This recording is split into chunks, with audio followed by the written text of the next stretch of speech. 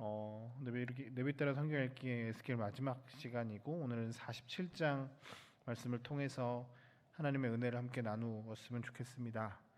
40장부터 48장까지의 내용이 새 성전, 새 예배 그리고 새 땅에 대한 예언을 환상을 예언하시는 장면들입니다.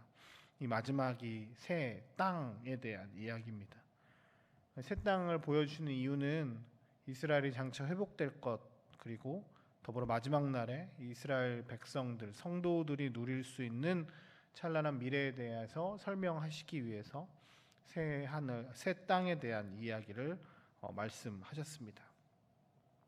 하나님께서는 이스라엘이 다시 한번 회복되길 원하시며 어제 우리가 함께 나눴던 것처럼 성전에서 예배하는 이스라엘의 이것들이 회복되길 원하셨고 또한 이 회복을 통해서 땅 또한 회복될 것을 예언하셨습니다. 이 땅이 회복되는 것의 오늘 핵심이 물이었습니다.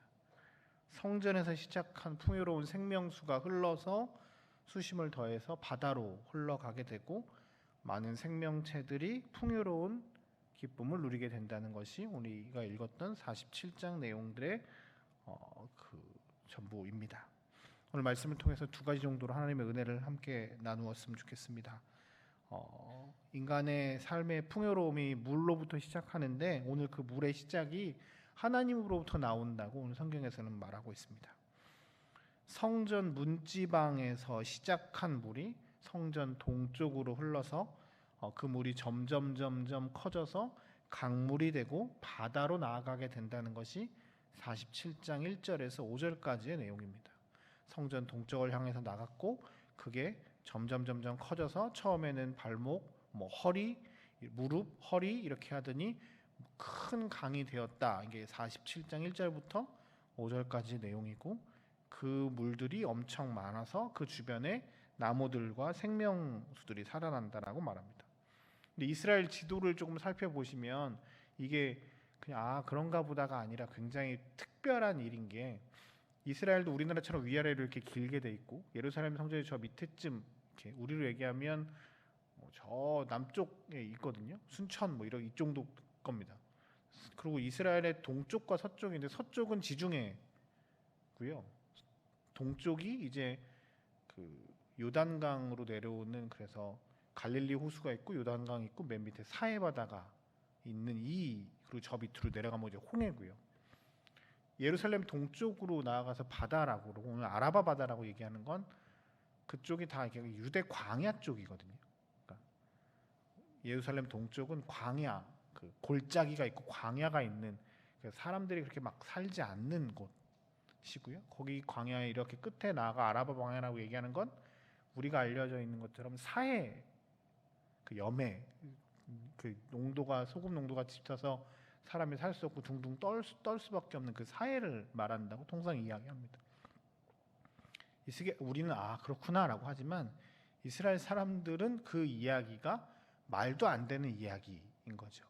광야에 물이 흐르고 나무가 자라는 것 그리고 그 아무것도 물고기조차 아무것도 없는 그 사해에 생명이 살 수 없는 그 죽음의 바다가 성경으로부터 그러니까 성전으로부터 흘러나오는 물을 통해서 생명수가 된다는 말은 놀라운 일, 기적과 같은 일입니다.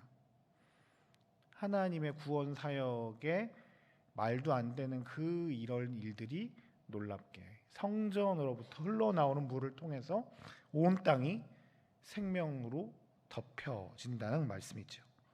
하나님의 구원 사역은 하나님의 구원의 역사는 상상할 수 없이 놀라운 일, 모든 죽음이 다시 살아나는 은혜의 현장, 아무런 희망이 없는 곳에 하나님의 생명수가 넘쳐 흐를 때 그 하나님의 구원 사역이 이루어진다라는 사실을 드러내고 있습니다.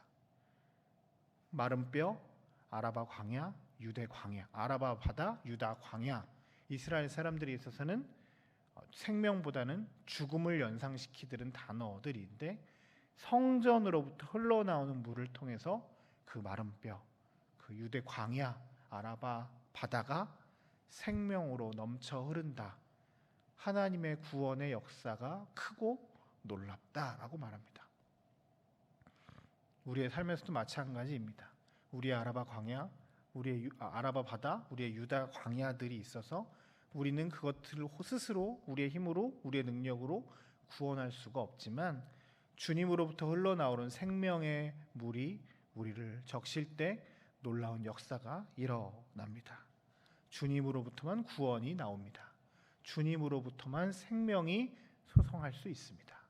우리의 힘과 능력이 아닌 하나님의 능력으로 성전으로부터 흘러나오는 물로 말미암아 이 일이 이루어진다라고 주님 말씀하십니다. 그리고 또 하나의 특징이 있습니다. 두 번째 특징 가운데 하나는 12절에 나옵니다. 12절에 보면 강 좌우가에는 각종 먹을 과실나무가 자라서 잎이 시들지 아니하고 열매가 끊이지 아니하며 달마다 새 열매를 맺으리니 그 물이 성소를 통해서 나왔기 때문입니다. 그리고 그 열매들은 먹을만하고 잎사귀는 약재료가 될 것입니다 라고 말합니다. 시편 1편에 보면 복 있는 사람은 이렇게 하면서 쭉 설명하는 것 중에 시냇가에 심은 나무가 시절을 따라 각종 열매들을 맺고 풍성한 은혜가 있다라는 그 말씀과 연동되어 있습니다. 강 주변의 시냇가의 나무들은 귀한 과실들을 맺고 그 열매와 잎사귀들이 푸르고 잘 자라게 되어 있습니다. 왜냐하면 그 물 때문입니다. 특별히 성전에서부터 흘러나오는 물 때문에 그 강이 되고 그 강에서 그 강 주변에 있는 나무들은 귀한 열매와 잎사귀들을 낸다라고 말합니다. 주님께로부터 흘러나오는 물과 함께하면, 주님과 동행하면 귀한 열매를 맺게 된다고 주님 말씀하십니다. 우리가 주님 안에 거할 때, 우리가 주님 안에, 주님 주변에 계속 있을 때 우리가 시냇가에 심은 나무가 되어 귀한 열매들을 맺게 될 것입니다. 우리의 삶이 주님 주시는 생명의 열매를 맺게 될 것이고, 갈라디아서 5장 22절에 나와 있는 성령의 열매들을 맺게 될 것입니다. 사랑과 희락과 화평과 오래 참음과 자비와 양성과 충성과 온유와 절제의 열매들을 맺게 될 것입니다. 어떤 찬양의 가사처럼 예수님의 성품이 나의 인격이 되는 놀라운 은혜들이 있을 것입니다. 주님으로부터 나오는 물로 말미암아 우리가 귀한 열매를 맺게 됩니다. 포도나무 가지가 포도나무에 붙어 있으면 가지가 무언가를 하지 않아도 귀한 열매들을 맺는 것처럼 주님의 강가에 우리가 늘 거해 있을 때 귀한 열매들을 맺게 될 것입니다. 오늘 우리가 함께 같이 기도하며 나아갈 때 주님, 내가 주님의 강물가에 시냇가에 늘 있는 나무 되게 하여 주옵소서. 생명수가 흘러가는 그 나무로 죽음의 땅에 생명이 들어간 것처럼 우리가 주님의 안에, 주님의 생명수 안에 늘 거하며 하나님께서 주시는 귀한 열매들을 맺고 우리의 나온 열매들로 우리만 배부르는 것이 아니라 많은 사람들에게 주님의 생명을 전하는 사람들 될 수 있게 해달라고 이 시간 함께 같이 기도했으면 좋겠습니다. 주님께서 주시는 생명으로 말미암아, 그 생명수로 말미암아 나와 우리 주변과 우리가 죽어가는 저 땅들이 회복될 것입니다. 놀라운 은혜가 우리 가운데 있기를 주의 이름으로 축복합니다.